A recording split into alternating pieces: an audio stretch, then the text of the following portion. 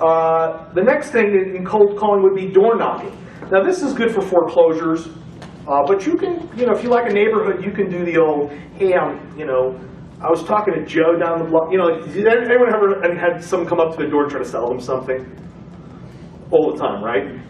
Everything from punch your lawn to, here's the Book of Mormon. All right? So, and they all have a commonality the way they sell. I was talking to your neighbors over there, and they bought because they want people to be part of a crowd. That's the sales mentality. So same thing, you start with, hey, I was talking to Joe down the block, and they don't know Joe down the block. Nobody knows anybody except for themselves and the neighbor next door, right? Well, I got busted on that one. Which house? Joe? Joe who? I don't know any Joe. The house over there. Like the brown house next to the green one. That one? No, the one. But most times people don't know who Joe is. So your neighbor Joe down the block said that you might know some people in this neighborhood who are looking to sell a house because my wife and I are really looking to buy a house in this neighborhood. Same conversation, like we're going to be neighbors.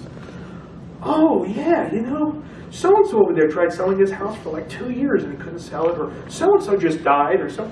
It takes a lot of door knocking to get that. And it's a little friendlier because they're not in foreclosure, you're not addressing a difficult issue, so you can try that, just practicing your skills and getting good at it. Once you get good at it, then you can go knock on foreclosure doors, because those are the tough ones. Those are the tough ones. First of all, dress appropriately. Not too nice and not too sloppy. You want to look professional, but not a suit, especially in a lower end neighborhood. Okay? Khakis, like Joe's got that shirt with his company name on it, perfect. Or like a polo shirt that has your company logo on it, perfect. Perfect. Okay? Go at different times, because the odds of catching someone at home are about 3 in 10. Okay? So go at different times. Try the same, get a list of foreclosure people in a certain neighborhood, knock on the door Saturday morning, Tuesday afternoon, Friday early. Try it for like 2 or 3 different times to see if you can catch them in. Most times you won't.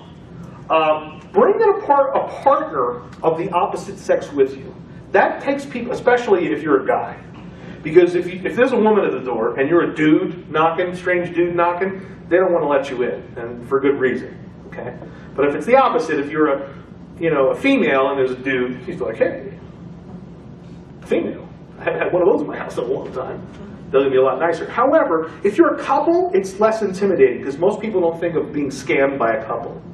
They're being scammed by a man for sure, less so a woman, less so a couple. Or 2 women is fine too. Just when there's more than one person, it just seems a little less intimidating to people for some reason. Okay, so if you're a dude and you don't have a wife, hire an escort or something, or joking. Just hire a not very good-looking escort. Just one that's passable for your wife, because it'll be cheaper. And then your wife won't get mad that you hired an escort, because she's not a good-looking escort. Have a handout ready, something to hand them. I found that as soon as I open they open the door, if I have something in my hand, they're curious as to what it is. And some people do the business card. I don't know. Most people, you don't want them to distract from what you're saying, because they're going to look at your business card. But one of the things I found very effective is I had used to go door knocking with a foreclosure timeline. And it was just on a legal size paper. It was laminated and had like the stages of the foreclosure process. And I had it in my hand, and I'd say, first of all, if you knock on the door and say, are you Mr. Smith? I understand you're in foreclosure, and we'd like to help out. 9 times out of 10, they're going to deny it. They're embarrassed. You just embarrassed them, and they're going to say, no, I got that taken care of. I don't know what you're talking about. That's not a problem. I already talked to someone about it. It's already fixed. Don't do that, because you're just going to humiliate them. You want to get on their side. So first thing that I found the best way to say it is, are you Bob Jones? Hey, Bob. My name's Bill, and I understand your neighbor Joe over there told me you're having a problem with your bank. You bet I'm having a problem with my bank. That's different. Then he gets pissed. Better to be pissed than embarrassed. But he's not pissed at you. Who's he pissed at? The bank. Well, Joe, maybe we can sit down and figure out something we can do with this bank. Let me ask you a question. Has anyone ever explained the foreclosure process to you, like the timelines? And I flip it over and it says, and all the different options you have. And just as he starts to peek, I put it into my bag. because he wants to grab it and look at it. No.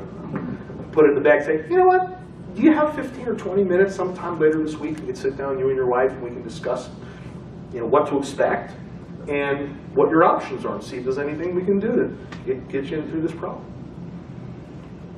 No pressure. So I'm not trying to force my way in the house and get him to sign the deed. You can't do that legally anyway anymore because of the foreclosure protection laws. So the only purpose of the conversation is to do what? Get the appointment. Now, I said it was 15 to 20 minutes. That's the only time in business it's acceptable to lie. How long the sales call is going to take. Because it's not going to be 15 to 20 minutes. It's going to be an hour and a half. But if I said, listen, Joe, you got an hour and a half on Thursday to go talk about your problem? So it's okay to say 15 or 20 minutes because you know it's not going to be 15 or 20 minutes. If you don't think that's okay to lie about, then don't. Tell them it's an hour and a half and see what happens. It may last 15 or 20 minutes, who knows? So, no pressure. I softened the conversation, I didn't embarrass him. I got him curious about the process, and he started looking, and I put it away. And I'll bring that with me to explain. Because if you hand him something, they'll say, well, give me that, and I'll look at it and call you back. Bye-bye. Never hear from him again. Now, how to memorize pitch, though. You should practice it, test it, something that be yourself, but you need to memorize that first 15 seconds, because you got 15 seconds to get the door slammed in your face. Most people don't do that, by the way. I've never had my door, someone slammed the door in my face. I've had people say, listen, I'm not interested, and then close the door. But I had no one slam the door in my face. Anyone ever had their door slammed, or someone pull out a shotgun? You had a shotgun pulled on you? Well, you were from Texas, that's different. Everybody has a shotgun in Texas. I had somebody let his German Shepherd out after me. Wow. That was one the day before the sale. I was just trying to preview the house. You were just trying to preview the house? Through the window? Well, I knocked on the door.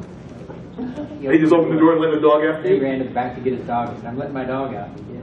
Oh, well. At least he warned you. But I found most people, probably 80% of the time, as long as you don't embarrass them with the foreclosure thing, most people are pretty nice. And you know what the odd thing is? 80% of the time, nobody else has knocked on their door. Most people don't do that. They mail letters, and they get no response, and they give up. So if you're going to do foreclosures, if you're going to do a mailer, follow it up with a door knock. Now, 90% of the time, I don't say 90% of the time, maybe 70% of the time, they're not going to be home, or they're not going to answer the door. Don't leave your business card, and don't leave a brochure. They're going to throw it out. You leave a Post-it note, a yellow Post-it note. It said, Joe, Bill here, need to talk, number. They don't know what it's about, and it's personalized. In fact, you may want to pay someone to just slap those Post-it notes before you even go out knocking, if you're too lazy to go out knocking, and see who calls. And people call it. What's this about? I'm not sure. Who are you? Help me out. That's an old sales ploy. Look vulnerable, like you're in trouble. People want to help. Say, geez, I got your number on my desk, Joe. And for the life of me, I can't remember where I got it from. I'm really embarrassed. My boss is going to kill me. Can you help me out here? How did I get your number? I don't know. Well, did you call on one of my letters or something? No. Do you have a house? Yeah. You have a problem with your bank? Yeah. Oh, help me out here. Did we talk? And all of a sudden he's helping you out, he's talking to you, and he feels bad for you because you're the victim in distress. It's amazing when you do that. People do respond to that, as opposed to coming off strong and slick and commanding. People get intimidated by that. When you're in trouble, they get less intimidated and they want to help you. Does that make sense? And the personalized Post-it, that works. I found really well. If you're going to leave something, leave a Post-it. Don't leave anything else.